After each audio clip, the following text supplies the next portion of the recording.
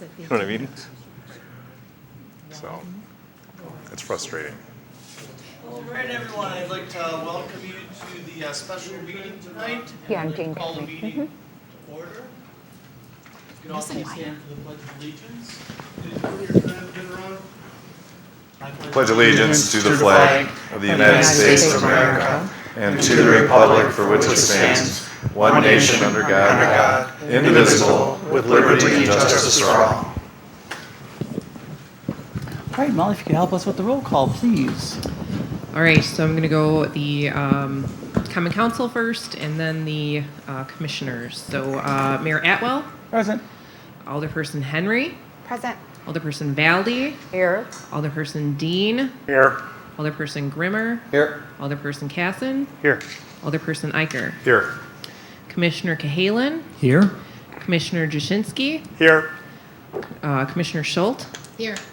Commissioner Weiler, Here. and then we have Alderman Barrand, Commissioner Greenway, and Commissioner Merrick are excused or not present. Great, thank you very much. All right, we'll roll right into citizens' comments. Are there any citizens that would like to make a comment, or are you more here to listen tonight? Come on up. Well, I guess I'm the sacrificial lamb. We're gonna have you come up to the podium here, please. Must be my charm and charisma. It's from all your practice. Well, it's been how long since the last time in practice? And you can hear me? Yes. Okay, these comments are in reference to the Economic Development Project Report. Name and address, please. Oh, duh. I mean, you don't recognize me. Bill Wisher, S231 Lamb Peak Road, the wrong side of the tracks. My comments are in reference to land use recommendations for area number 1, Rock River Holdings. This property has now been underutilized for some 60 years. First as farmland, temporarily Opportunity Homes building, and now being the Lang dump, reverting back to fallow land. It has been subject to various schemes and scams over these 60 years, starting with the Skelly truck stop proposal and up to the Prestwick scam. Note that the B5 zoning use has been the bust from Highway C to Latin Peak Road for this entire period, with only the dental practice being the only viable business in this entire period of time. MSI has made a reasonable current proposal. However, given the current economic and political climate, the chances of this proposal going forward in the next 5 years is questionable at best. Plus, the burden of water, sewer, and interchange costs to fulfill those requirements to complete this project are daunting. Also, as an aside, we have the same business office space overbuild issue downtown with the Hendricks building as well. It's not a happening thing in this current period. And I know from my own experience, I work at a place temporarily, part-time. Half of our office staff only shows up. All the rest work remotely. Only the warehouse is fully staffed. I would suggest this Area 1 property be rezoned to residential RE2 or 3 or even R1 to allow this land to be productive in our lifetimes. Do we really need a B5 in a strip along Indian Springs as shown in the report from Highway C to Latin Peak Road, as already on the east side of Latin Peak Road is already RE3? Will leaving the zoning as it is, really, along Latin Peak as B5 really be viable? And, history shows that it hasn't been. My other comment is about the land adjacent to Area 2, Cedar Square, and I do agree with the recommendations in the plan. However, is our favorite red herring the Heartland Gun Club, which is adjacent to this parcel? While they have seemed to find a white knight to save them, how long will this proposal last? does the new entity have a viable business plan and finances to carry out his scheme over the long term? Or will we have to revisit this issue again in 5 years from now? Even if his plan is valuable, what value does this add to our tax base? Maybe $2 million tops? Making this property into RE2 and say that's be 16 parcels over the 35 acres and 3 acres for highways and whatnot. Result in approximately $8 million worth of added value to our tax base. Now, what's wrong with this picture? And I thank you for your time and attention. Thank you for your comments. Who would like to be next? Anyone else? Come on up.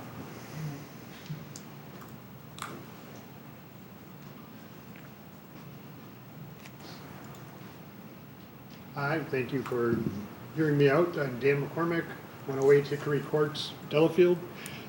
Just some very brief comments regarding Area 8, St. John's Military Academy.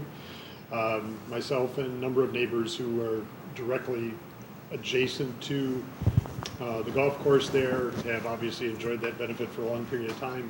We understood that over time that it was zoned and would potentially be developed.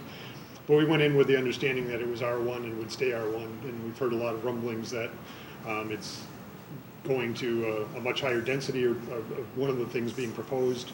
Understand we might be early in making comments on this because a lot of the proposals haven't even come forward yet. But just want to make the comment that would like to keep it for a couple of reasons at an R1. To give us a little bit more buffer back there as things do get developed, and also in terms of Delafield, the community as a whole. We moved here for a smaller, less dense community. We weren't looking for a Oconomowoc or a Pewaukee, and I think a lot of our neighbors feel the same way. So just that comment early on. I know it's very early in the reporting for this, and things could change a lot, but that was just the opinion I wanted to express, and thank you to the commission and to the council for the work I've done up to this time, because I realize that you're caught between a rock and a hard place in terms of different people's opinions and the developers and the owners as well. So appreciate your work. Thank you. Thank you for your comments. Who'd like to be next? You can state your name and address, please. Sure. My name is Dave Jeske. My address is 110 Hickory Court in Delafield. I live next door to Dan. And much to what Dan said, first of all, we fully realized when we purchased the property 20 years ago that there was potential for it to be developed as the school transitions out. What I would urge you all to consider is keeping the density of the neighborhood consistent to what's around it. The adjacencies were rated R1. I would propose that we keep it R1 as much as we can to just keep it consistent with the rest of the neighborhoods. Thanks. That's all I had to say. Great. Thank you for your comments.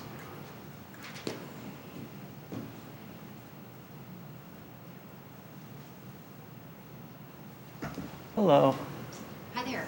I'm Lori Wilson, and I live at 103 Birch Road. And my husband is here with me as well tonight. But we are here. We are adjacent to the property that we're talking about. We moved here in '94, so we have been here for a very long time. When we came here, the golf course, we knew that there was a possibility, but again, it was always communicated to us that it would be an R1, that we had that expectation that it would be consistent with our neighborhood as well. And again, I know that we're in this preliminary spot, but it is important, I think, some of the proposals and the high density is a concern from what the consistency is in our location and our neighborhood, as well as the impact in downtown, just knowing the traffic that would be on the main street and the stop signs. In general, it would be a lot more traffic. So I know it's a lot of work. Thank you for all putting your time and effort in all of this. So thanks for listening. Thank you. All right. Any other, there we go, one more, maybe two. Jeff Whitrock, 214 White Pine Road, and basically I just want to pretty much echo all the previous comments that the density should be maintained as to what was understood for many, many years. My concern is the traffic. A little bit of a different issue, but I don't believe that we do an adequate job enforcing traffic speeds around the city as it is, and just adding to that problem with higher density development, I think is a step in the wrong direction. Thank you. Thank you. Anyone else? Anyone else? All right, hearing none, citizens' comments are now closed. Okay, we'll move on to number 5, presentation and discussion of the Economic Development Land Use Focus Project Final Report. And before we get into that, I just want to once again publicly thank Alderperson Valdy from District 3, Planning Commissioner Bob Weiler from District 3, Jonathan Keatman from Hendricks, John Seatman from Seatman Realty, Jerry Holton from District 4, Ken Beckman from District 5, Dave Simon from District 7, Scott Grunke from District 1, and Craig Reinders from District 2 for attending. I think there was one person that missed one of the 5 or 6 meetings that we have. I mean, they really put a lot of effort and a lot of time into, trying to understand the analysis that we're going to get today and the input that they got from citizens and from various factors, our consultant, Amy, come up with the recommendation that they did. And it's a starting place, right? And we're here to discuss that starting place and process that staff is recommending for us to continue to vet this and address the concerns that we heard during citizens' comments and their location and others. So with that, I'll turn it over to you, Amy. Okay, well, I'll try to keep my presentation piece nice and short so you don't have to listen to me too long, and it'll give us some more time for discussion. So we're here for the Economic Development Land Use Project. The purpose of tonight's meeting is to go over the final report and the findings and recommendations of the focus group. And then we can, again, have that discussion. Beyond that, we will also discuss next steps going down the road. But there will be plenty of opportunity to have more in-depth conversation, obtain additional public input, and I'll probably say that multiple times tonight. But this is really a starting point, but I do think it is important to get brief feedback on what you like and don't like so that we know what we're heading into over the next few months. So I will, if I know what I'm doing here, I'm just going to go through the report kind of as it's outlined if you haven't read it. And by the way, if you haven't read it, I do recommend that you go through it. I can always make minor adjustments if there's a significant error. I mean, I can't change the project and what we did, but if there are errors or something that's really confusing or unclear, I'm happy to make some minor adjustments. So the report is laid out in several different sections. First, it goes over a project overview and purpose, and then discusses the cost of community services report, which was done as part of a separate budget line item and done by a colleague of mine who is an economic development expert. So I will do what I can to help with any questions related to that tonight, but I'm also happy to pass on any questions you might have to him and get back to you. We'll go over some brief existing market conditions, survey results, and then get into the nitty-gritty focus group final recommendations, and then our proposed next steps after this. So as a mission statement that the focus group came up with and was developed as part of the project, I'm just going to read it verbatim, is to identify opportunities for responsible, sustainable, and vibrant economic growth without losing the community's charming and quaint character as a key tool to balancing the city of Delafield's budget long-term and to ensure the city can continue to be an attractive place to live, work, and play. So I think that's important to always keep in mind. And so as part of this project, we started with an overview meeting on March 16th with a joint meeting with you all, for the Plan Commission and Council, and we did the survey same survey that the community did. But you also approved the budget for the project. And I think it's important to note that this project really was initiated by the mayor in the hopes of, having a very transparent process, and we do feel that it has been very transparent. All of the meetings have been open to the public. We did get some public feedback. We had a website that was available and will continue to be available for some time. And it was really grassroots in the way that the focus group was created. They're citizens throughout the city, and they came with their ideas.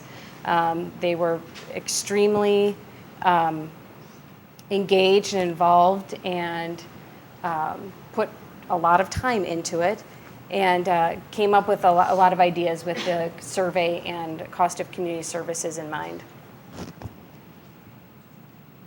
Then in April through July, we did focus on the project components that are listed here: cost of community services, the survey, and the focus group meetings. A project website was created. I don't know, Tom, if it will extend beyond this year. We're still talking about potentially extending this. Whenever that project website does close out, we will have a binder at City Hall with all of the materials that are on it. And by the way, if you haven't visited the website, it has everything that the focus group discussed, including additional reports and the survey results and data. And then again, the report is really just a recommendation document. The city gets to decide what you actually do moving forward. So with the cost of community services study, I'll go and then, well, go ahead, Tom. Yeah, I just want to touch base a little bit on with the cost of community services study. Really, the primary impetus for this whole project was to take a look at economic development as a potential tool, one of many potential tools the city could look at for resolving our structural budget deficit that we're faced with. We understood that with development, not only does that result in tax revenue, but it also results in costs to the city. We want to make sure that any development is sustainable fiscally, environmentally also.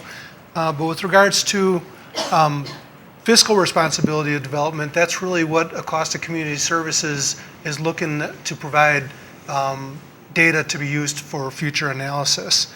The results of the cost of community services study, some of the results are pretty typical. Those being that manufacturing or industrial development will provide the best bang for the buck for communities. With regards to Delafield, for every $1 of tax revenue that manufacturing brings in, there's 67 cents worth of expenses. So you can see that that's highly sustainable. With commercial, that ratio goes to, for every $1 of tax revenue that comes in, there's 93 cents of expenses. So it's nearing an equilibrium point. And what makes Delafield really unique compared to other municipalities is in most municipalities, residential development represents a deficit with regards to the ratio.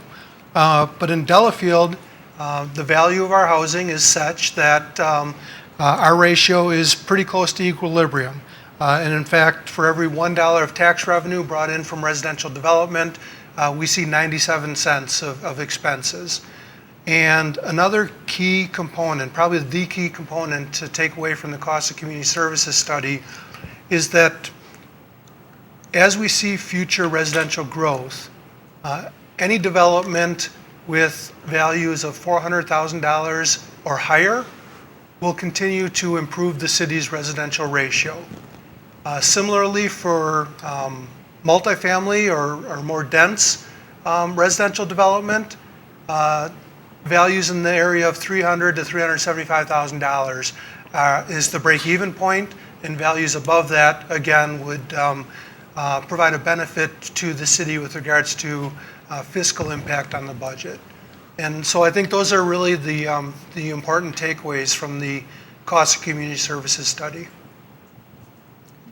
Okay, so I'll just real quickly go over what Dan from our office did. So first, they analyzed the city's revenues and expenses, and then they allocated budget line items to each land use classification. So they did spend quite a bit of time with city staff and are very thankful for the amount of time and effort that the city put into it, because they really went through the full budget and then identified what level of services, such as police services, were going to the commercial areas versus the residential areas, et cetera.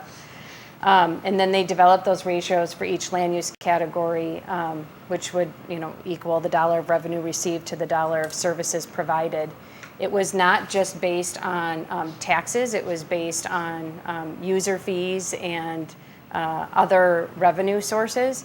And the one conclusion that Dan came up with is that the city does a really good job managing their finances because of the user fees. So if you just look at tax revenue alone, those ratios probably would not have, well, in fact, they don't equal out the same as they do with the user fees. And that data is available in the, I believe it's in the executive summary, so you don't have to review the whole report and the report itself. And then at the end, it provides an understanding of the financial impact. And Tom went through most of this, so I don't want to repeat what we're doing. And I don't know, Tom, you had mentioned the 300. Yeah, you did, the 300 to 375. The city's value of homes in the low-density residential area are really high. But the one thing that, because of that, having the higher density residential, you're allowing the additional residential units with similar infrastructure requirements.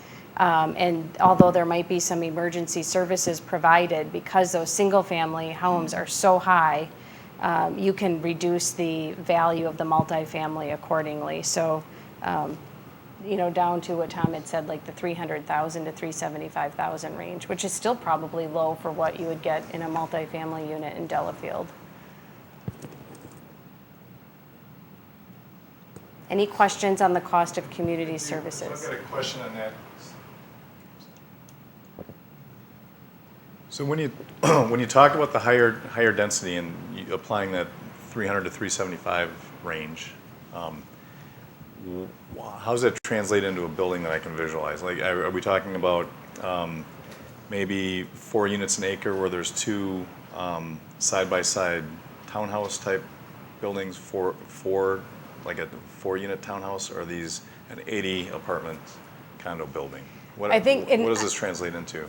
I can pass this question on to Dan, but really, the higher the density, I think that lower that value can be, because you're getting a tax return from each individual unit.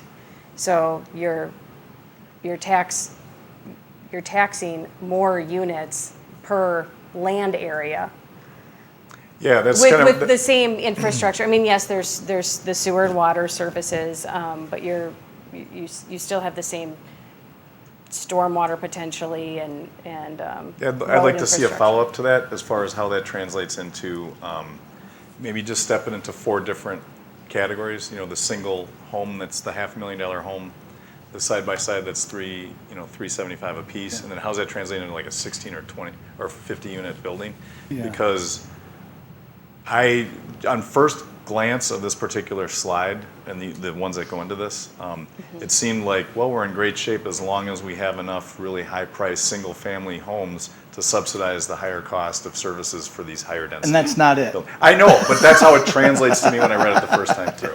So I'd like to see that explained, just to have how does this actually translate into what we're seeing go on all over Waukesha County, and that is, give someone 11 acres of land and they're going to try to get 80 unit apartment building on it.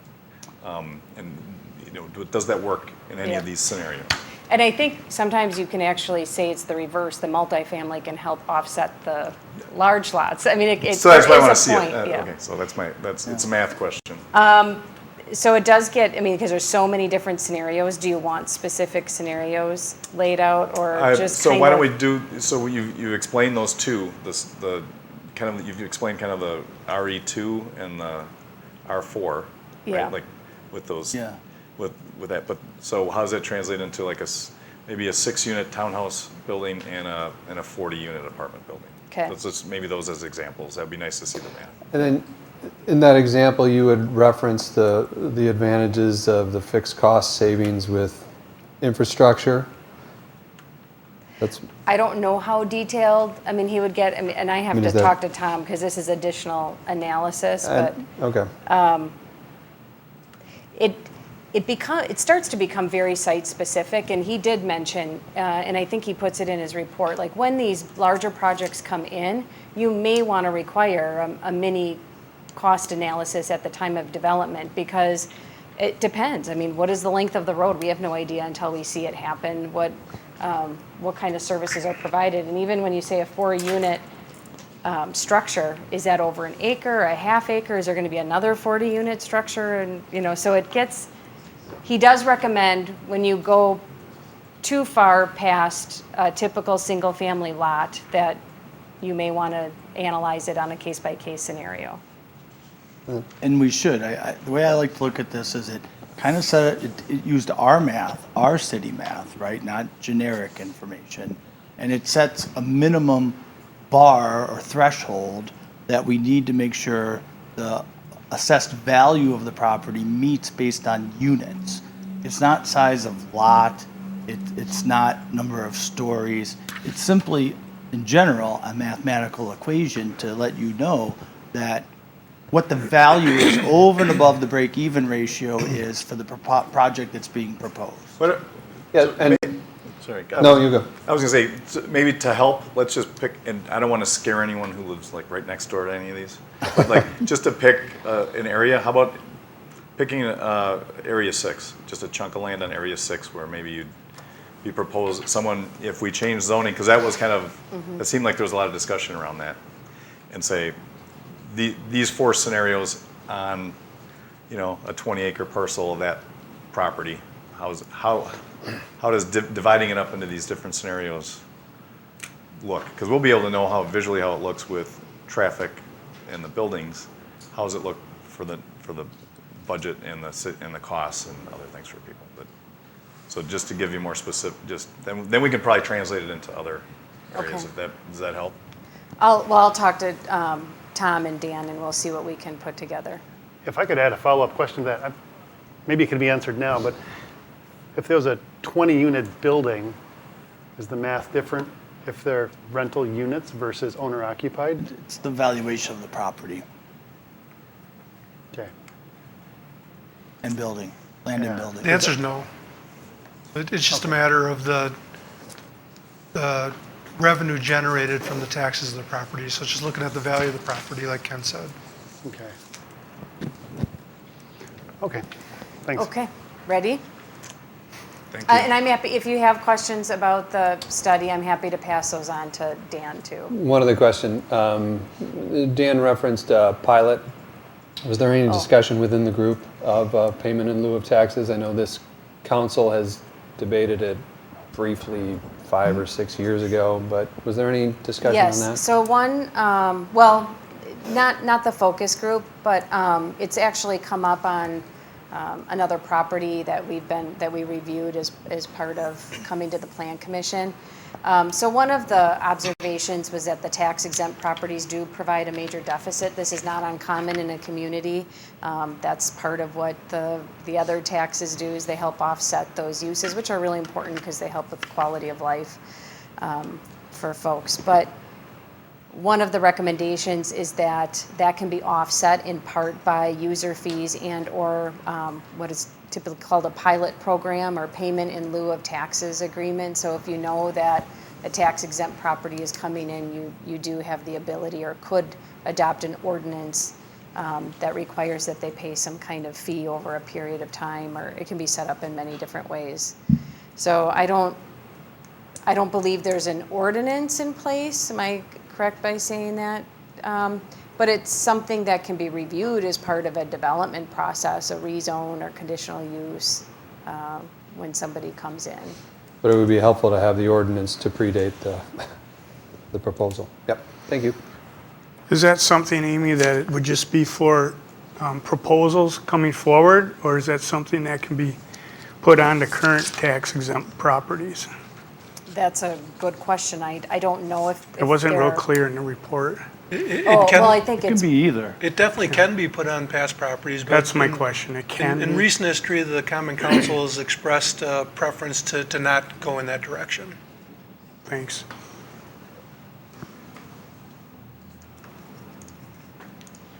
okay, market conditions. So we just looked at some existing information to help with the analysis. We did not do any market analysis on our own, but a few interesting bits of information. So the population information is available from the 2020 U.S. Census, if you weren't aware. And there are 7,185 people. That is actually demonstrating a bit of a slower growth than what was originally anticipated when they, anticipated 5-10-year projections. The median age estimated as of 2019 is 44, and the median household income is 82,826. Again, from 2019. I don't believe that data is yet available from the 2020 census. The major employers are Walmart, Century, Target, Home Depot, and Kohl's. All have over 100 employees. Those are some pretty big stores that you have in your community. Manufacturing is the foundation of economy in Waukesha County. That comes from the Waukesha County Center of Growth. That also happens to be one of the cheaper cost of services that are provided once constructed. So it is something that the group did look at, is the city does have fixed boundaries. Are there any opportunities to grow the manufacturing base within the city?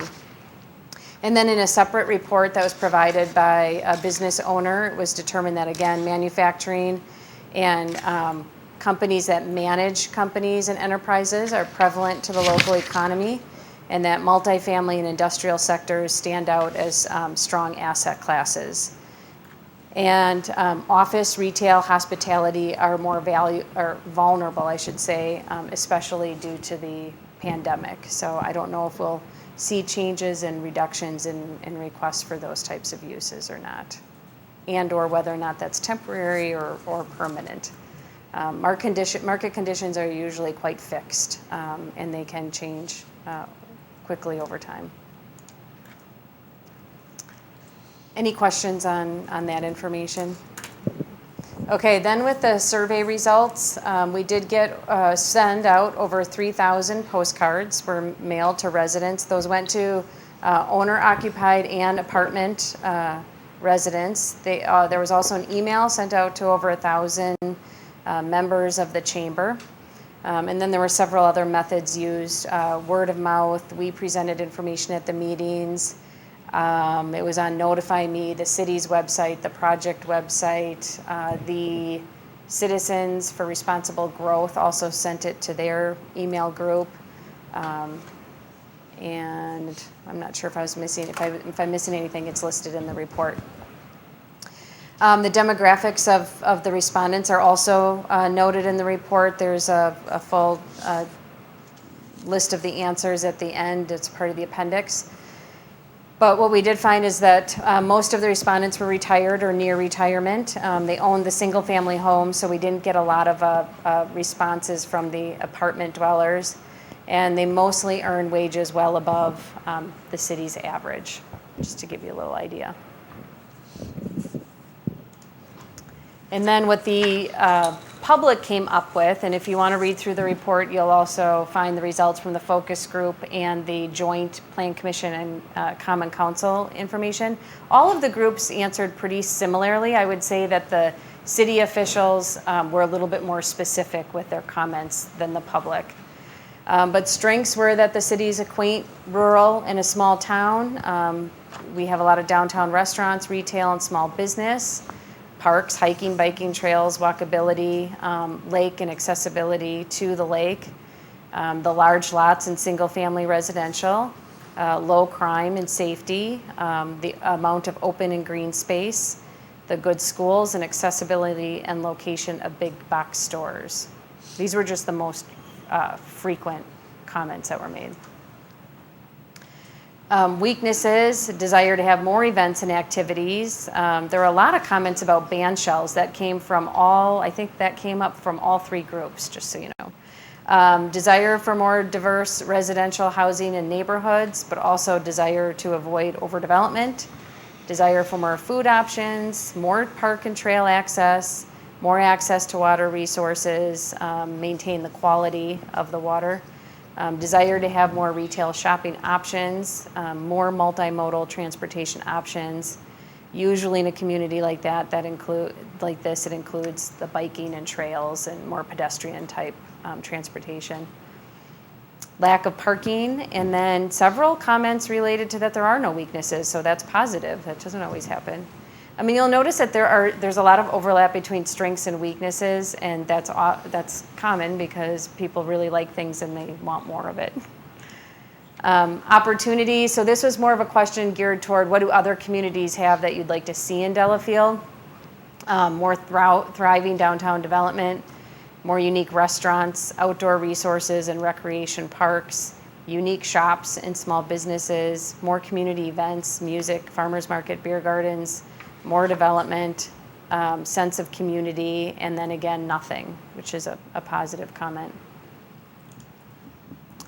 Threats, worry about potential tax increases, protection of the water resources, environment and green space, allowance of too many apartments and multifamily, preservation of downtown, need for commercial development, desire for a younger population, families and professionals, overdevelopment, potential for excessive growth and population increases, traffic congestion, and lack of affordable housing and senior housing. So stuff like that gets challenging because you do have to balance overdevelopment and not wanting to have the dents to affordability and senior housing, which usually is located in the more dense development. Then we also did the visual preference survey, which you may remember. And I would say probably the most important takeaways from that for this particular project would be that folks favored clustered development over traditional development, community amenities and pedestrian paths within developments, planned communities with the buildings close to the street edge and sidewalk were highly desired. In Delafield, those are going to be most popular closer to downtown and where you do have more density, perhaps not necessarily in the rural environments. And then the dislikes were generally the industrial style buildings. And so, if you do go into a position where you allow more developments that accommodate industrial buildings, you may want to look at architectural components closely because it was the architectural end that you didn't like. Some communities require brick or certain type of siding materials. And that you did not like the tall, bulky, and overstated buildings or unplanned sprawling development. And that was kind of common with all three of the groups again. Any questions regarding the survey? I went through that pretty quickly. You can look at that and dive into it a lot more in a lot more depth if you go to the project website. What was the response rate? Was it like 6%? It was between I want to say 300 people. I should have written that down. It was a pretty low response for the community. I think the highest response rate we've had was maybe 16 or 17% 10 years ago when we put out that big survey. For as many, the postcards and emails that went to the business owners, it's unfortunate we didn't get a little bit more of a response, but usually, it ends up being representative of what was sampled. Okay, so then getting into the nitty-gritty of the project where quite a bit of time was spent, the mayor appointed a focus group that the Common Council then approved, and he already thanked the members, which are also listed here. Alderman Jackie and Commissioner Bob were very involved again, and hopefully you found the project and process to be valuable. But it was very helpful having you both on the group. So they participated in 5 separate meetings. They used their knowledge of the area and provided their take on responsible future land use development and used results of the survey and community of cost of community services study and their analysis. We did have John Seatman presented on conservation subdivisions at one of the meetings, and John Kemen also presented on some market information for Hendricks, which was used by the group. We also, educated the group before getting into their recommendations with the zoning code, all of the different zoning districts, the land use plan, and some of the key takeaways from the land use plan. We went over the 1993, I want to say, downtown plan. We went through the intergovernmental agreement that is between the Village of Heartland, Town of Delafield, and City of Delafield, those three. Yep.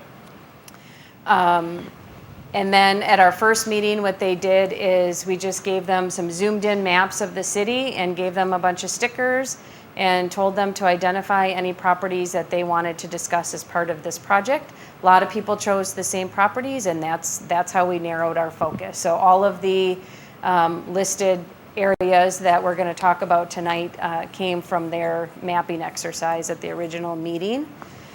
They provided their initial thoughts on how the property should be used, and then we went into a deeper conversation, and then at the final meeting we voted on final recommendations. So now I can get into the actual recommendations. Which, by the way, were all unanimous except for one. Two. Two. Which we can. One had an abstention, and what was the other one? I'll go through that. Okay.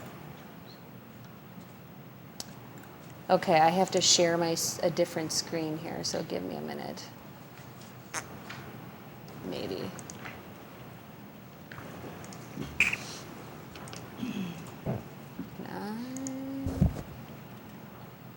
I am not good at this Zoom stuff.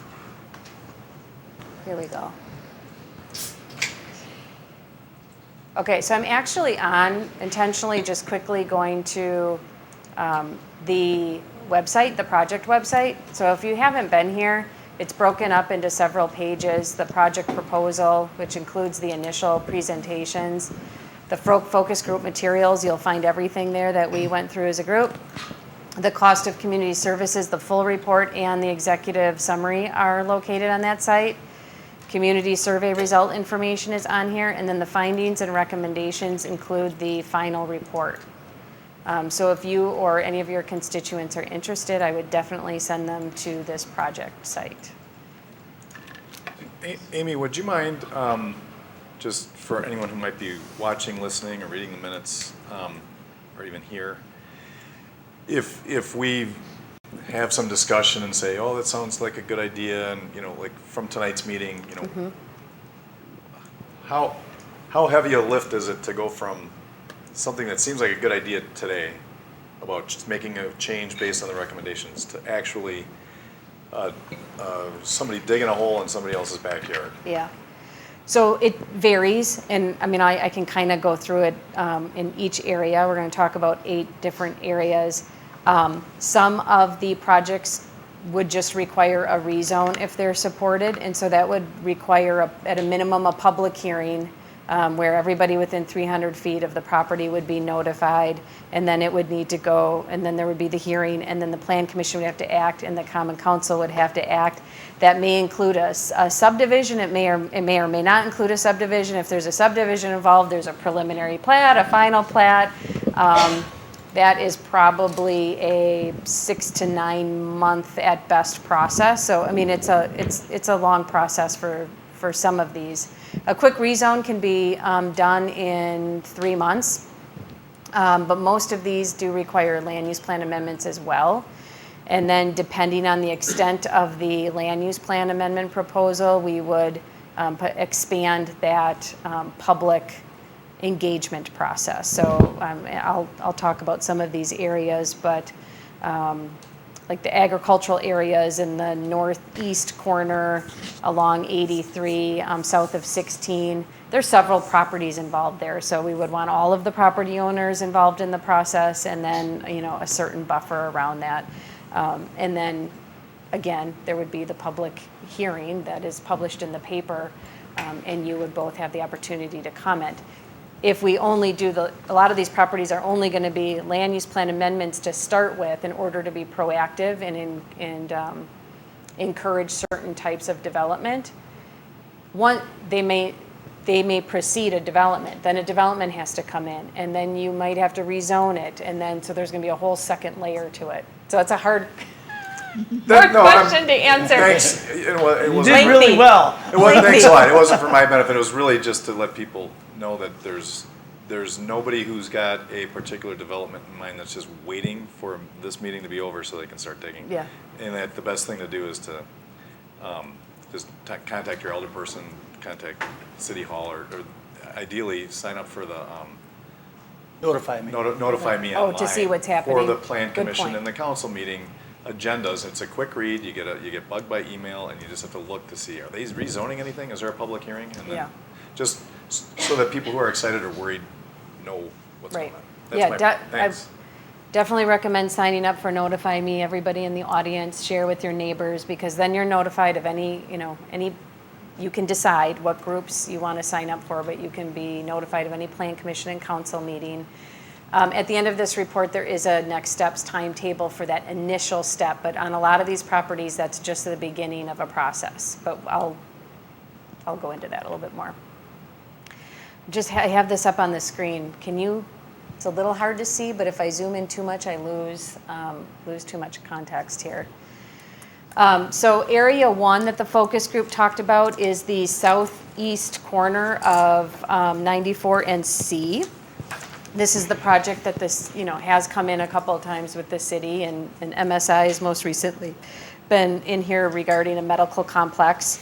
So the group just wanted to have a discussion about what is the best use for the property. They did decide that B5, they felt that B5 was still the best zoning district for this area, which is like a business office type district, and allows office and research commercial uses.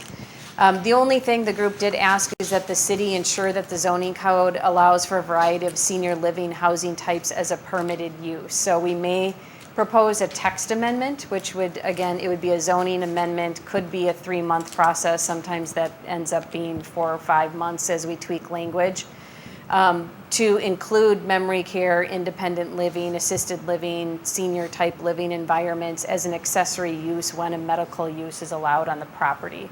Because if you read the B5 district, it's not very clear that any residential uses are part of that. So that is something that the group talked about. Otherwise, they did prefer to keep B5 alone. And again, that would just require a text amendment to the zoning code. Any questions regarding that property? Would that involve a public hearing? That would require a public hearing. Public hearing, Plan Commission approval, Common Council approval, amendment to the code. Okay, area 2. So this is a property in the southwest corner of Hillside Drive and Maple Avenue. It's, the access is off of Maple Avenue. You go up a steep hill, and right now there's one large building on the property.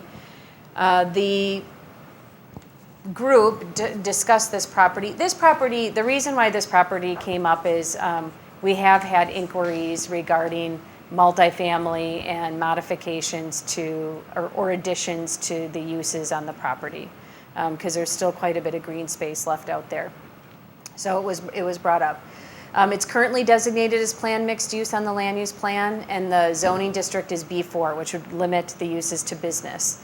And so the group is recommending that the zoning district be modified to B6, which would continue to allow the commercial uses and allow multifamily as a conditional use.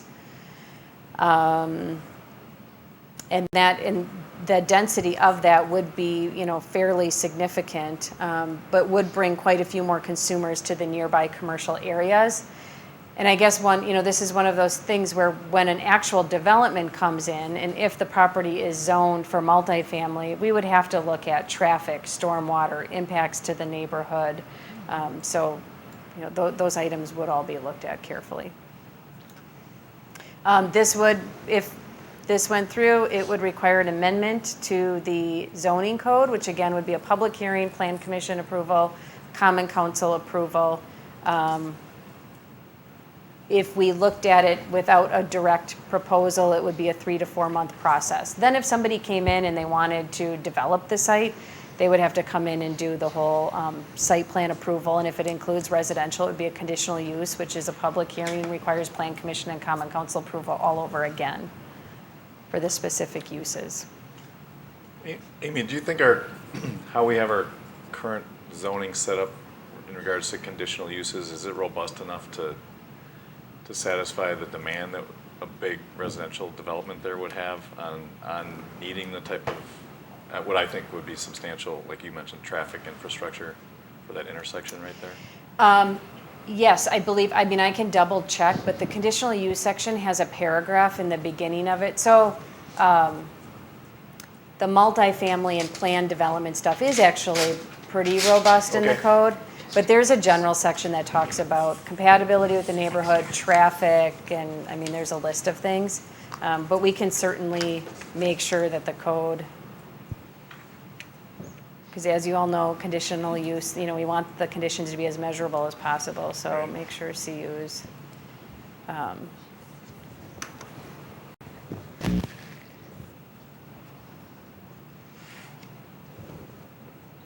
Any concerns? I mean, we'll talk about it during the formal process too, but initial concerns? Well, I stated mine in a roundabout way. I mean, I think that as long as we're covered, I think that makes sense to give more options for that particular parcel. And it's just, we have to be cognizant of where the gotchas are, so we cover those if we're going to put any changes in. That applies to everything, all of these, right? So, It's a challenging site. I mean, yeah. big topography changes there, and you really, benefit is at the top of that ridge where you might build your development. I mean, you do get views of Lake Nagawicca, so again, opportunity for a premium sale price there of whatever you decide to put there. And that is something just to remember, like a land use plan or zoning might say you can have, you know, I'm just going to make something up, 10 units per acre, but when you actually get into the site, the specific characteristics of that site can limit that significantly. It's dependent on the site itself, so it doesn't mean they will get so many units. Amy, a quick question, and I apologize for going back, but under Dan's cost of community services study, obviously there's a focus and push towards more high density here. Was our Lake Country Fire and Rescue costs calculated when it comes to, as our population increases, our cost of those services increase, that it's not like the police department where we can keep staffing static and wait till we have 1,000 more residents before adding costs there. The formula for Lake Country Fire and Rescue is, the economic value of the city, the call volume, and the population. And so there'll be a direct impact with high-density development immediately the following year with increases in population, increases in call volume. And I don't know, I believe Dan reached out to the fire department. I don't know how the math is all done in the report, because it is to some degree a little bit higher level, because you can get deeper and deeper in the report findings. I understand that could be a significant challenge. And I think this would be the kind of development where, I'm just going to make a number up. Let's say they propose 60 units. You might want. They put what? I'm just going to make up a number. Let's say they propose 60 units on a single site like this. That might be where you want them to do a deeper analysis on the cost of services and determine what that impact is to the city as part of the development proposal. Yeah, and I'm not specifically objecting to this unit, and now isn't the time or place for that, but just wanted to inquire. Thank you. Yeah, I do want to point out too that all of these areas, we did spend a lot of time looking at the compatibility of the uses for those areas and the surrounding communities. So spent a lot of time talking about that. Thank you. Yeah, I mean, I should probably point that out on this site. One of the things that they're really looking at closely is this is one of those unique properties where it is surrounded by commercial, industrial, the town hall, and then 94 to the north in the commercial district. So it is a little more isolated. from low-density residential than the other areas. Okay, Area 3. This is the Gale Farms. If you're familiar with it, it is west of C. Mission Avenue kind of runs through the middle of the site. And then you have Upper Neshota Lake to the west. So the group did look at this. It's currently designated as agricultural in the land use plan and in a 3-acre holding district in the zoning code. And they recommended no changes to this property. That was a unanimous vote. In some part because the property owner has no intentions on doing any development. It is not in a conservancy easement, but that's typically what their long-term goals are, and that it would just be better vetted at time of a particular development proposal. It just didn't reach the high priority level as the other sites did. So this is one I don't understand. I apologize. What's the advantage to changing this now or leaving it alone? Why? I don't understand this one. Like why on other properties would we Yes, change it? and not on this. And I'm not trying to push on any district, anything that they don't want, but I just... Yeah. I think with this particular property, it just wasn't quite ripe enough or a priority. But some of the other ones, what we have is people come in and they talk to me as the planner on a regular basis, and the answer is frequently, no, you can't do that, no, you can't do that. And the city, it's important to be proactive as a city to get density isn't always the answer. I mean, I don't want that to be misunderstood, but it's important to identify, at least on the land use plan, what you really want to see for future growth on properties, or you end up with this fixed boundaries within a community. You've got agricultural properties along 83, for example. Somebody might come in and propose a 3-acre single-family development when you could get something very different if you zoned it if you wanted something more. So when we get to that area, commercial is proposed along 83. If you're not proactive about it, people don't think that's an option. And they feel forced into doing something much less significant. And then once they do that, you've pretty much lost your opportunity for many, many years. Does that help answer anything? It does. And the owner of this property's intention is to make this conservancy. Not in writing, but it's not in writing. Intention. Informally, and that's why it just wasn't a priority because we think that's his goal. Yeah, and I understand. Okay. If he wants to put it in a conservancy, wonderful, right? I think that's an appropriate use, absolutely. And I will say on this one, 2 people did oppose the recommendation because they just felt for long-term purposes, maybe not now, favoring future development that matches the surrounding area with a conservation PUD was more desirable to the city. So that was one site where there was a varied vote, okay? That was the one I was forgetting. That was the one you forgot? Yeah. Okay. Next, unless any other questions? Okay. Next property is Binkowski, which is, some of these are hard to explain. South of Highway 16, east of the village of Oconomowoc Lake, just northwest of the new Hawthorne Farms subdivision that was approved. So this is also an agricultural district in zoned A1, which is in a 3-acre residential holding pattern.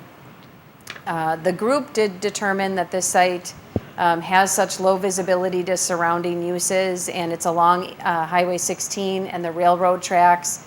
There's quite a bit of intense use north of the tracks, that they felt that medium density residential was appropriate, which would allow densities of up to 4 units per acre. They did feel like high density was a little too significant considering the more rural environment to the south. And we did also talk about, so you've got Hawthorne Farms is directly south of part of this that would be a future phase of that development. If this ended up passing, you should know that may snowball effect into part of that development also being amended to allow a little bit of a higher density. Otherwise, you have really big lots you're gonna have a road that goes north and you're gonna have really big lots and then a whole bunch of lots. So that recommendation did receive unanimous approval. The recommendation would require an amendment to the land use plan to medium-density residential, and then we are proposing that we would not do any rezoning until a development is proposed. So we would wait. That gives you more control and ability to regulate how that development looks and feels out on the site. Yes, So- sir. This would still probably be a PUD. Probably, yes. And I think, Because of the wetlands and the topography, to achieve the goal. yes. I don't think I have that in here. They did favor PUDs like Well, wherever that was why possible. I know you're maybe trying to move away from some of them as a way of getting around zoning. That's the thing. But within the zoning, I think, especially these larger sites with set-aside land, I assume that's still there. Yes, and there is one more thing that I noticed I did not really put in this report, but this would apply. It's part of the land use plan, and it would apply. Wherever you have wetlands or corridor, there are separate provisions. They are held to a more strict standard. In upland corridors, the density drops to 1 unit per 5 acre. I don't believe, don't quote me, but I don't think you get any credit for wetlands and floodplain. So that just applies citywide. Nothing would change with that. So there are certainly resource protections in place. It's worth noting that the land use plan and the zoning plan 12 years ago conflicted with one another, and it was reconciled to go the opposite way that this recommendation is. On this property? Yeah, this Binkowski property, it was medium density residential and on the land use plan and the zoning, or one or the other. And so that went to public hearing a decade ago and went the other way. That's interesting. Just for what it's worth. Yeah, that would be, I mean, it would certainly be worth looking at the minutes as part of formal action. There was a subdivision that was approved to do much of the same to the entire property. That was under a different administrator. It was under a different everybody. It's just worth noting. Yeah. I don't have really strong feel. I mean, I think it would definitely depend on how the what development would be proposed. Like we'd want to look, but this would be one that it's going to get some good discussion. It's going to have discussion, and quite frankly, it's very tricky. So access to the site is tricky. There's tricky elements to it. There's a lot of challenges. It does. No, it need the right development, like a lot of these. Right? We'd have to see what they come up with. There was something I wanted. Just so you all know, the land use plan used to have an agricultural category. That agricultural category was completely pulled out of the land use plan at some year, and then it was brought back in the land use plan as part of the 2009 update. So having agricultural as a long-term plan category has kind of been going back and forth a little bit. Okay, any other comments on Binkowski? Okay. And one of the comments by the group was this site is very, very difficult to develop and justify financially without higher density too. So it probably wouldn't be developed at the density that it's allowed today. It's just too expensive to get access up there and services. But with that said, I do think it's a high-value site. I mean, we're looking for expensive homes. I'm not afraid to say that. And that thing, because it's where it's located, it's in the middle of a lot of, not far from Okauchee and Oconomowoc and the freeway, and it would be private. So there's a huge opportunity on tax base there if we do it right. Okay, then the next one is downtown and the cemetery. So we drew a boundary in the areas that we chose to discuss as part of the project. This doesn't necessarily align with the, I think there's a downtown overlay district. This blue line does not necessarily align with that. So several recommendations are proposed downtown. I'm going to, let's see. I don't know if you can see this very well. So this is an area south of Main Street. between Main Street, Division Street, and then a little south of that, that's hatched on the map on the screen, which is currently CBD2. The group is proposing CBD1, Central Business District here, just to allow additional flexibility to area height and setback requirements. CBD1 is the core downtown area. It's extremely flexible. There really aren't any setbacks or floor area ratio. CBD2 is the transitional area, which does have setbacks, and I believe it's 50% floor area ratio. And then they do have the same, the height allowance is limited to CBD1 right now. So this is just increasing the area of CBD1 to encompass the entire block between Genesee Street and what's to the east of that? Oneida Street, between Main and Wells. I mean, usually you do want to have whole blocks in the same district if possible. And then I think I went through this and just extended it to the south because the properties to the south don't really meet the standards of CBD2 currently, so it would bring them into greater conformance. So is that just, where is that? Is that just north of? It's part of the City Hall is right here. Right here. Can you see my? Are we in? You're in it. Okay. And then the property to the south is in it. Okay. I believe. I looked at it as sort of cleaning things up a bit and Yeah, making right. it more logical than anything, you know. I would agree, right. This isn't really it doesn't really change much, I would say. Well, it matches what we're doing with what we're saying. Yeah. Okay. And then there's a proposal to increase the area of R4, which does exist to the west of, okay, so this property is west of Lapham Peak, next to the surrounding the Legion Hall, and then also Delafield Woods, the single family portion of Delafield Woods is part of this as well. We're proposing a rezone from R3 to R4. The R4 would match the adjacent properties to the west. It would allow increasing the density from 20,000 square feet lot sizes to 7,900 square foot lot sizes. It's an interesting opportunity to allow additional development downtown because, again, it's an area where you have fixed boundaries and that there's not a lot of leftover opportunity. And it seemed to fit. Delafield Woods is another example where it was part of a planned development, but it doesn't actually comply with all of the R3 standards. So R4 would be more fitting for that development to begin with. So that's not multifamily, that's, right? That's just that denser. It's denser. As part of a planned development, there are creative ways of doing them always, so I'd hate to say it couldn't be, but it's a denser, likely a denser single-family development, similar to Delafield Woods. This would require a zoning amendment.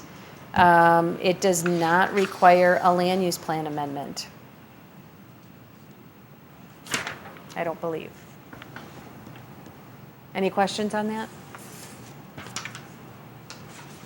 Okay, then the next area we talked about was that stretch just east of Cushing School, between Poplar Path and then going north into the business area. So the single strip of residential homes on the east side of the school. Just questioning whether or not there is any opportunity to expand that transitional zone of commercial. You may know that there's a house for sale on the south end of that. I've been getting multiple calls. Everybody who's calling wants to use that property for commercial. So I thought it was at least worth putting on the agenda for the group to talk about. And what they decided after some discussion is that amending the area to a new zoning district would be palatable if it were similar to like a home occupation, which somebody can have in their single family home now. It's very limited office type uses. I think you can have one employee. You know, you have to have enough space to put cars, but we were talking about 1 or 2 cars on the property at a time. The difference would be that instead of allowing it as a home occupation, it may be the only use on the property. So they may convert a home into a business and there not be any residential use. So they are recommending that possibility where it's a transitional area. It can be used for residential or very limited business use. I should tell you, I am continuing to get requests and people want to do more than that related to business opportunity. So they would like to use it as a regular service, potentially retail type operation. So this might be part of additional conversation, but that was the original recommendation of the group. Do changes like that affect the property value of those homes that are there today? I would certainly think that if anything, it would probably increase them, That's what I'm thinking. but I'm not a property value But expert. So if you look at them as a house on an acre, the house still has a lot of value. So when you look at, I think the one you talked about did sell. did sell? Yeah. It did. Sold for over 400,000 and they're fixing it up as a house. So that would be a darned expensive acre of land also. Yeah. So, That, yeah. but this one we talked about years ago and we just deferred because there was comment at hearings and there wasn't a desire to really open it up for development. But I do think if we could do it right, Yeah. it's an opportunity. I think the but- people who bought it that may be a temporary use. Yeah, no, I understand that, but this is a tough one though, because the whole access, the left turns in and out, if you have anything that creates any kind of traffic, it's a problem. It is difficult, and that's where we thought, as a group, the home occupation part, it's similar to single family, where you're only having maybe no cars at all, or if you do, maybe 1 or 2. So expanding it beyond that may provide some concern. It's not a car-friendly location. It's probably a business-friendly location, but not car. And then that recommendation, all of the downtown recommendations received unanimous support. I did forget about the cemetery, didn't I? It's in here somewhere. The cemetery happens to be in a district, maybe residential. The group is proposing to just put it into the public and institutional district on the land use plan and zoning district. That's a cleanup issue, not something to get into a big argument over.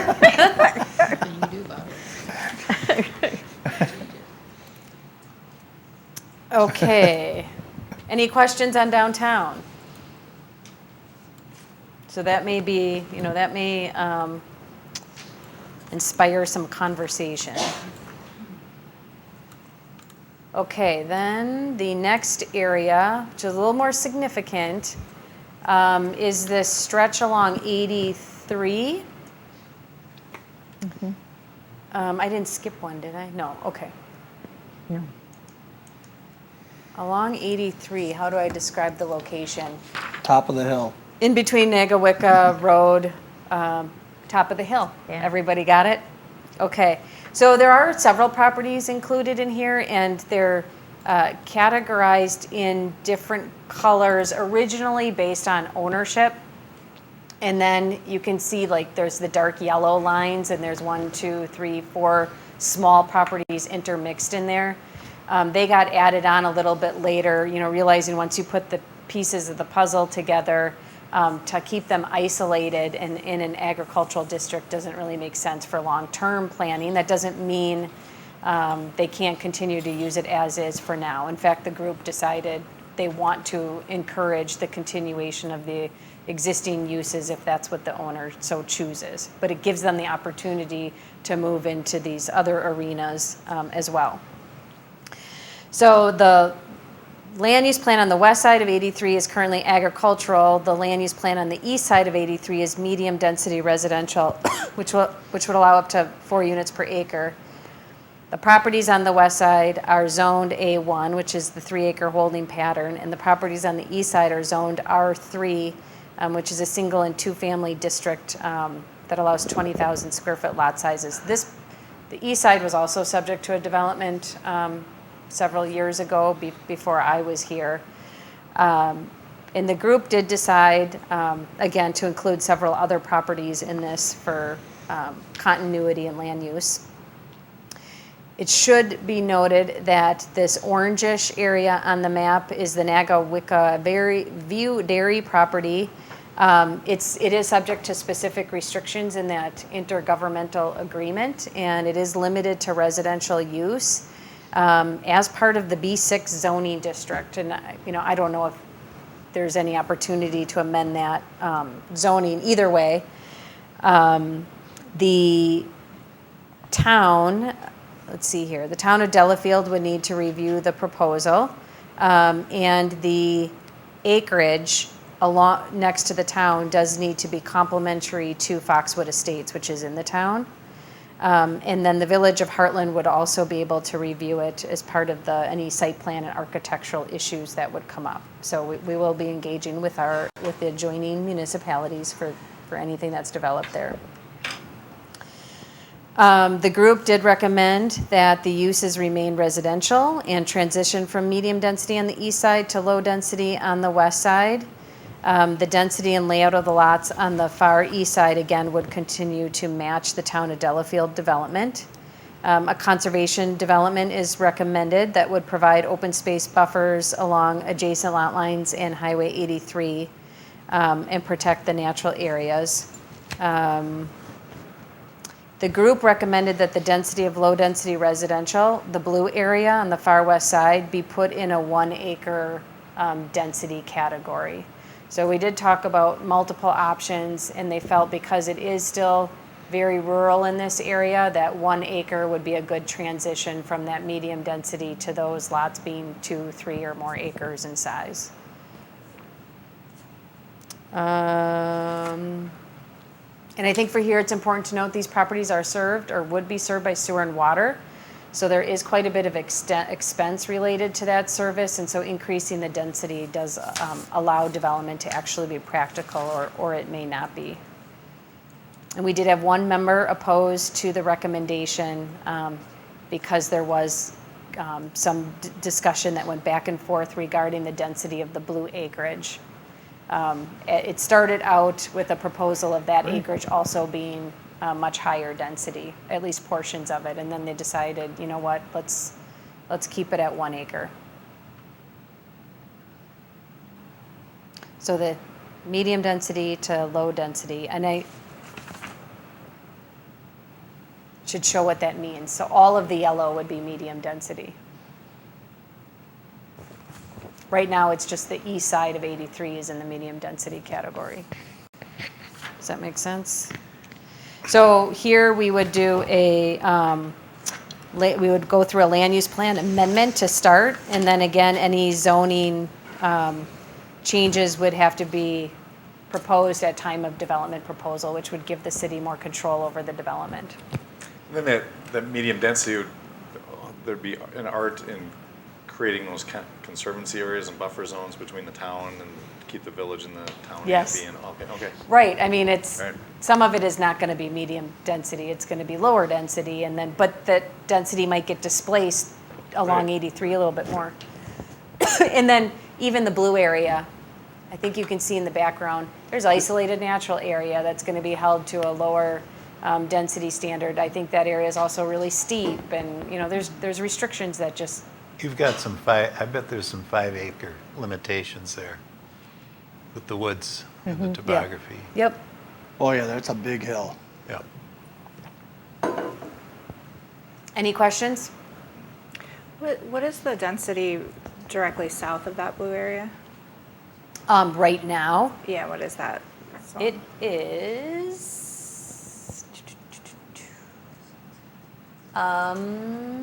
It's in a 2 acre zoning district. I don't have the land use plan in front of me. I think it is 2 acre. There's some of the surrounding lands is in a 2 acre land use category, and some of it's in a 3 acre category. And so this would be 1. I don't see the land use plan. I think it's 2 acre.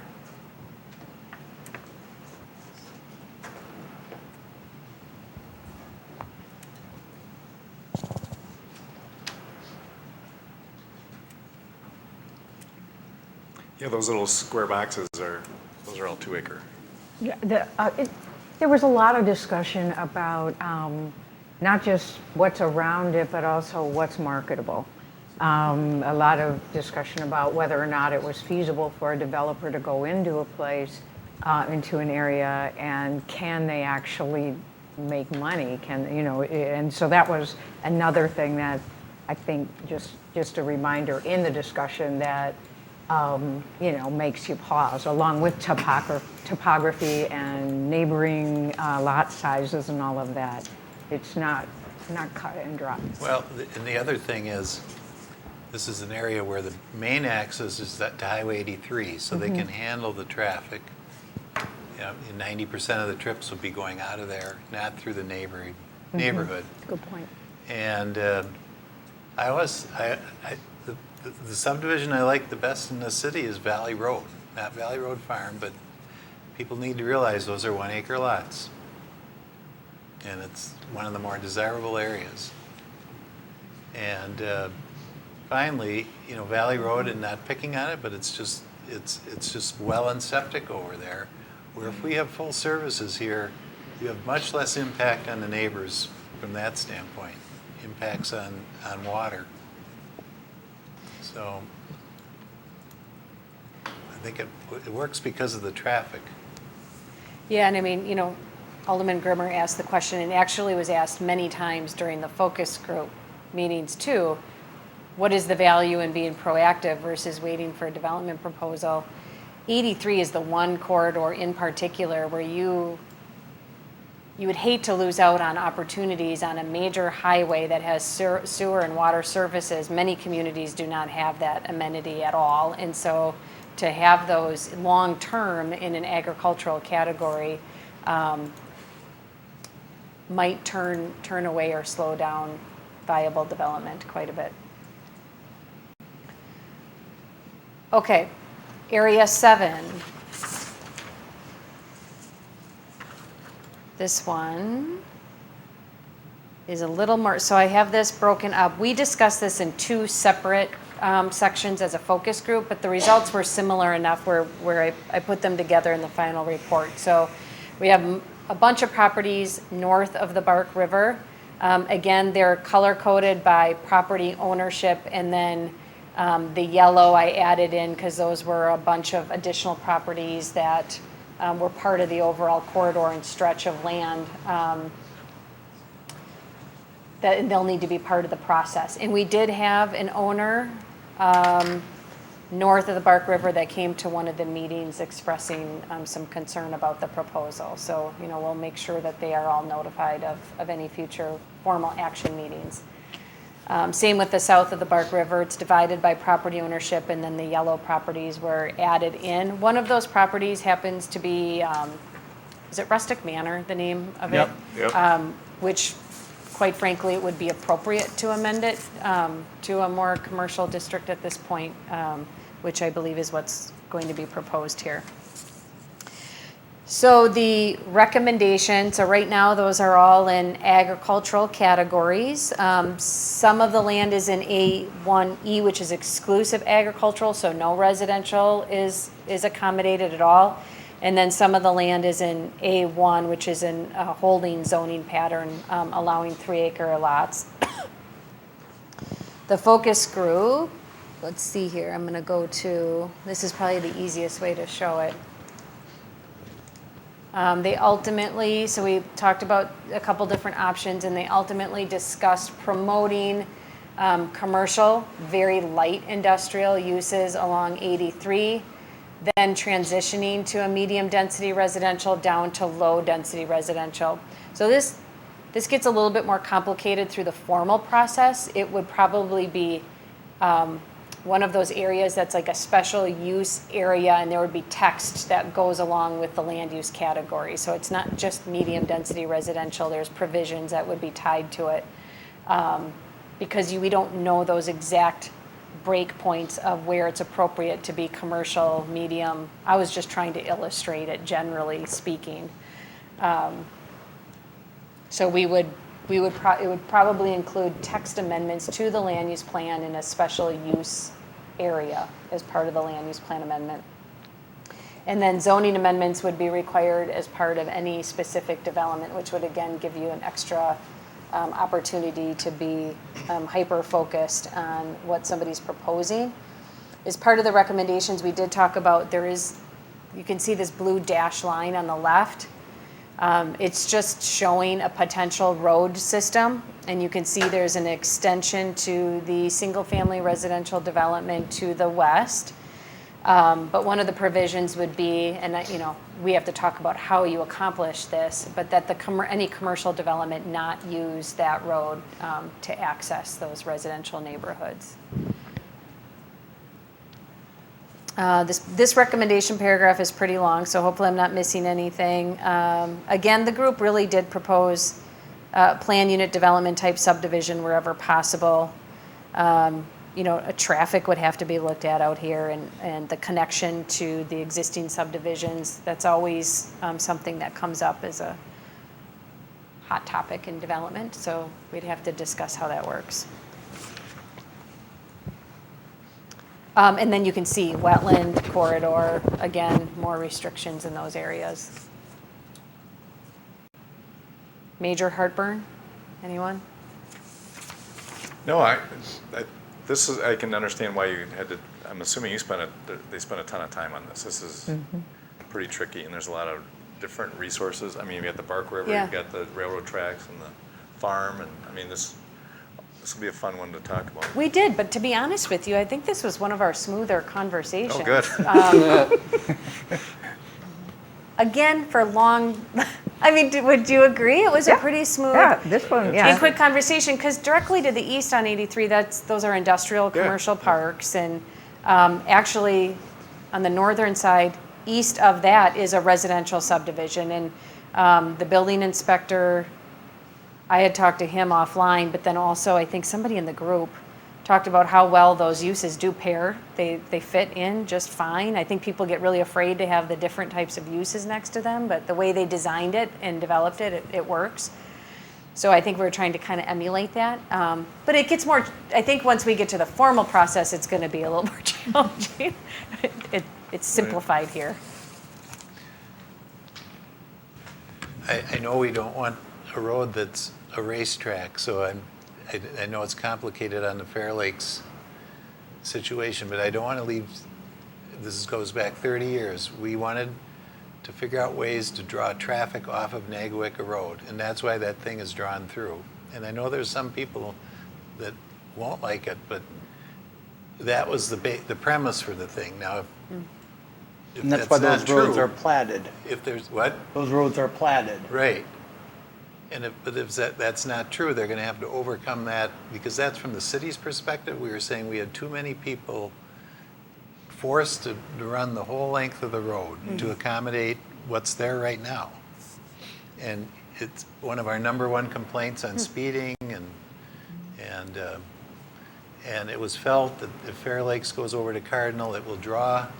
I mean, think about the people that drive to ULS from the east. And so that's what I recall on it.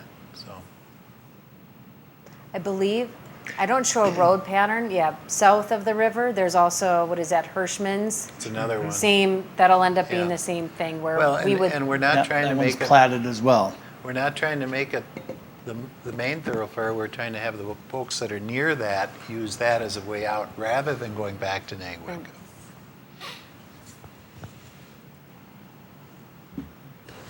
Okay.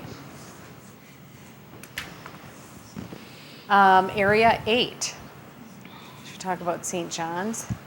So St. John's, the area of discussion was limited to the areas that are most practically going to be considered for development outside of the school. I mean, the goal is to keep the school intact as long as possible. So this is really focusing on the areas that may transition out of that.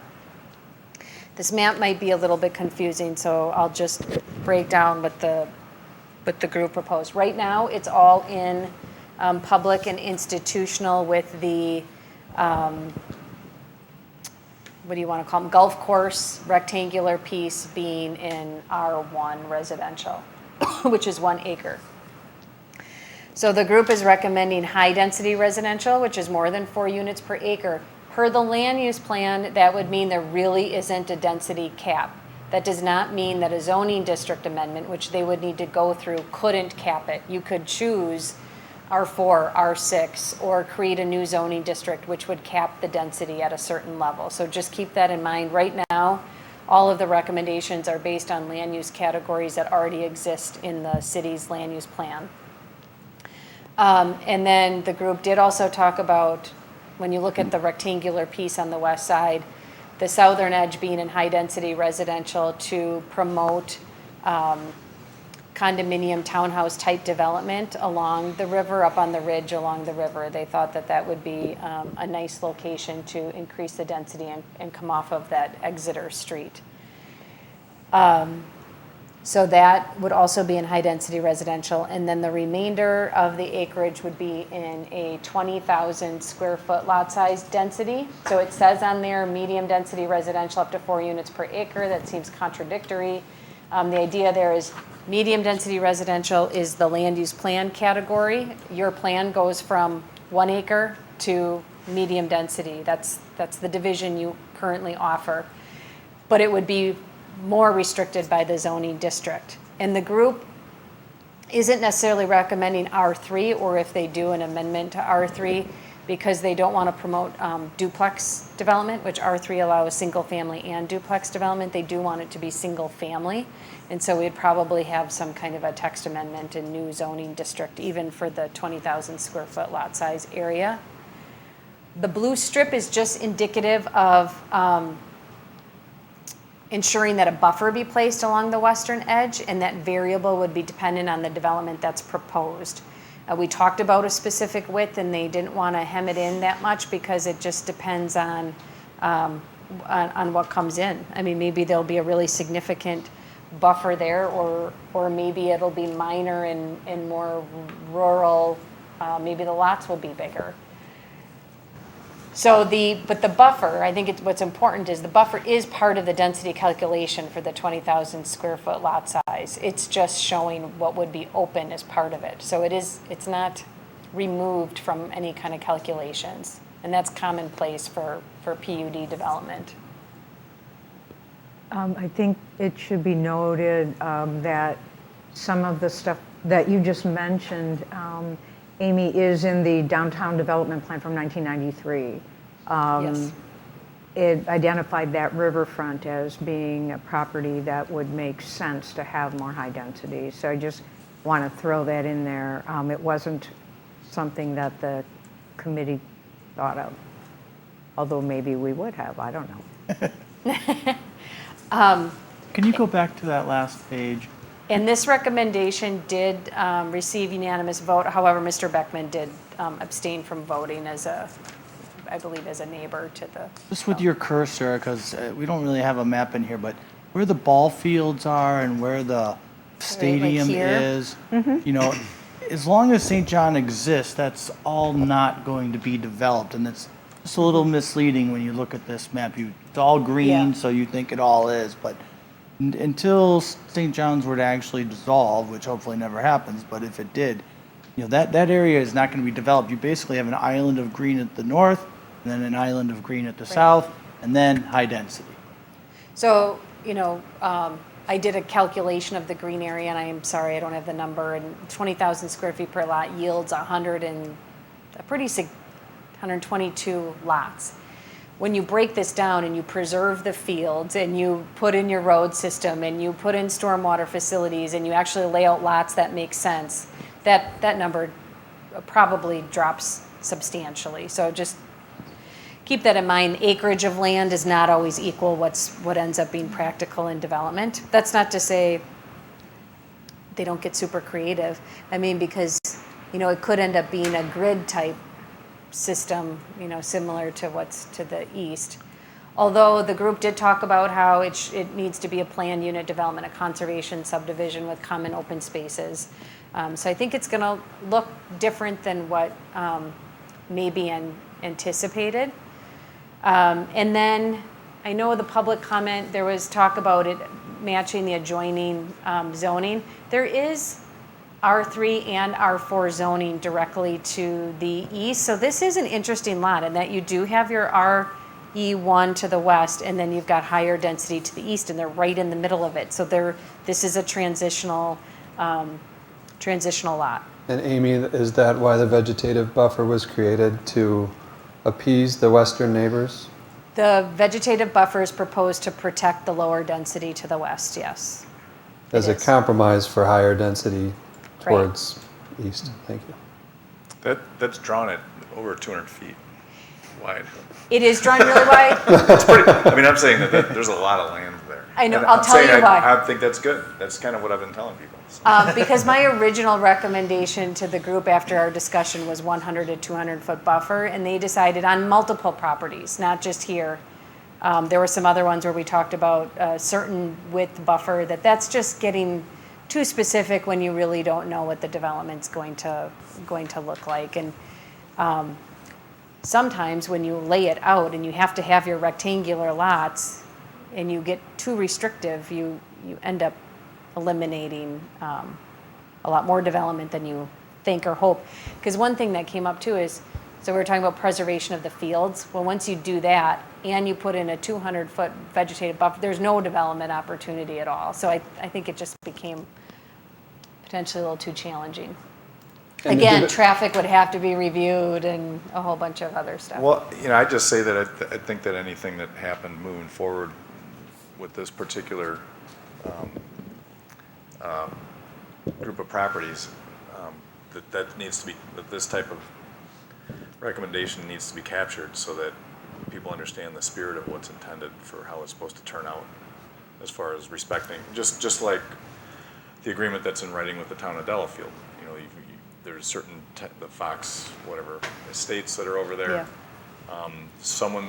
The town of Delafield is going to be the arbiter as far as whether or not we're living up to the word of that contract. And here it's going to be the plan commission and the council that need to make sure that we understand that we're respecting what everyone was expecting. That we're delivering at what everyone was expecting on those lots along that border. I think this would probably, we haven't fully thought out the formal process, but this would probably be similar to, a couple of the different areas where it would be a special use area where there would be text added to the land use plan amendment to make it clear what the intent was, to pull in the language of a PUD, a buffer, and what have you. Because again, this is where there's a line drawn between the green and red.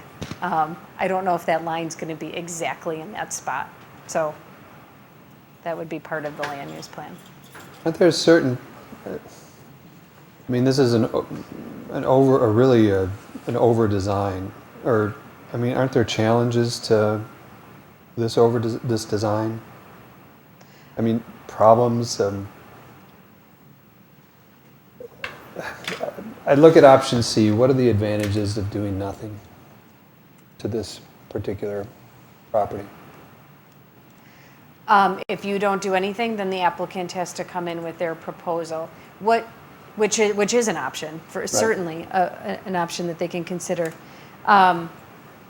What gets hard for developers when they have no idea what the city is, they have no idea. And they have a lot of upfront costs, and I understand that, The absolutely. problem is the good ones ignore it. The people that don't know what they're doing show up.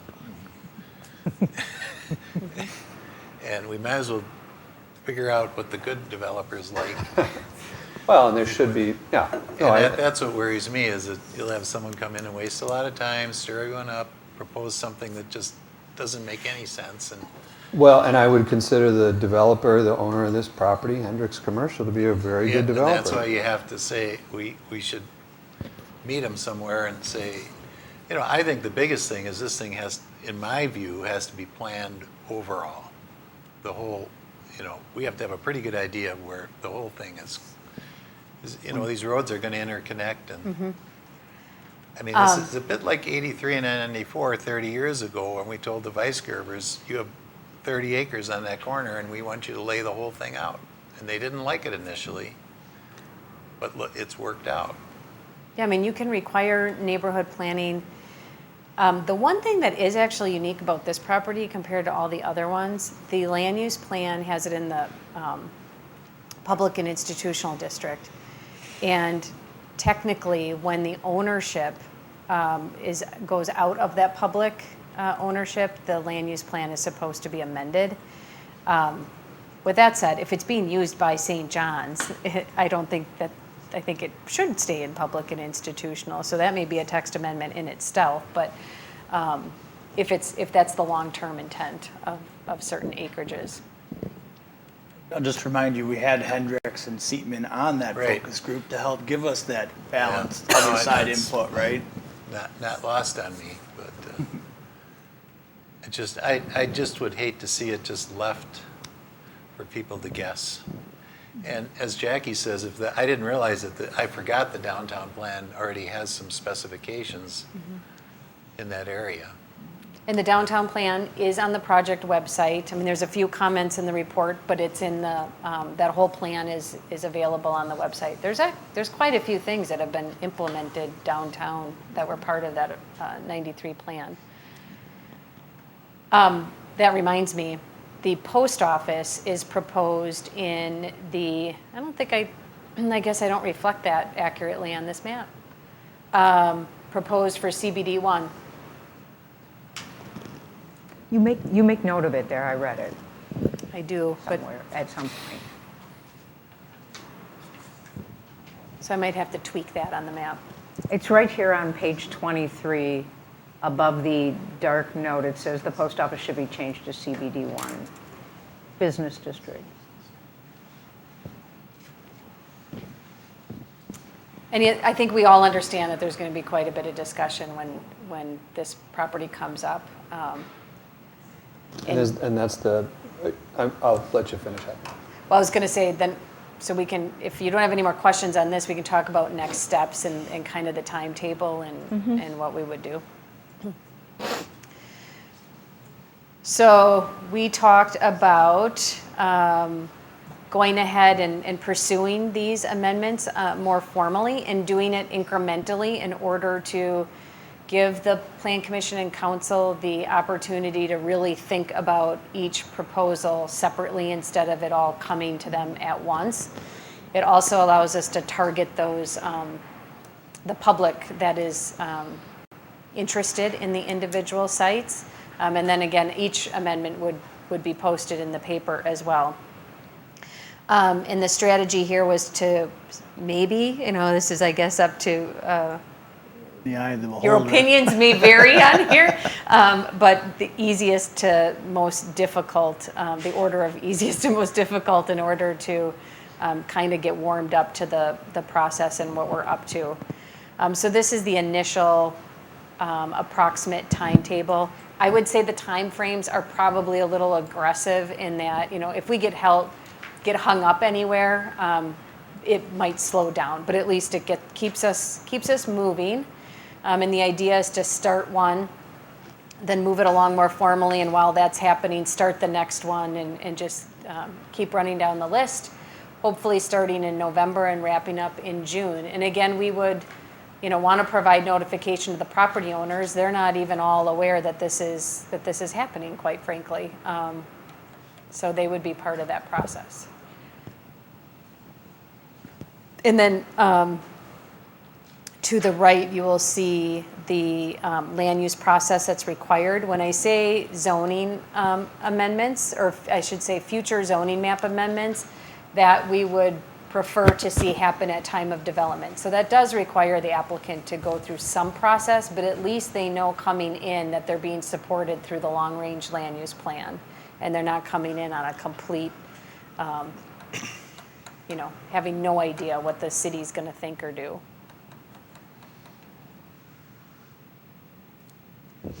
Any questions? No, I like and appreciate that chart, though, I have to just say. I think we need structure, and then even like you said, Amy, if it doesn't follow that completely, that's okay. At least we have sort of a pace set.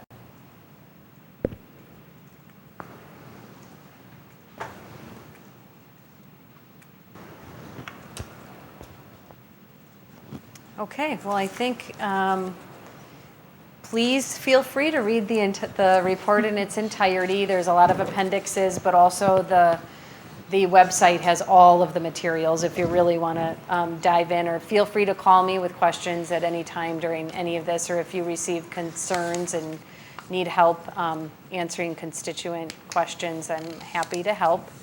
And thank you all this is now the second joint meeting. Thanks for participating, because I know we have a meeting tomorrow night with the Plan Commission, and the Common Council just met recently, so.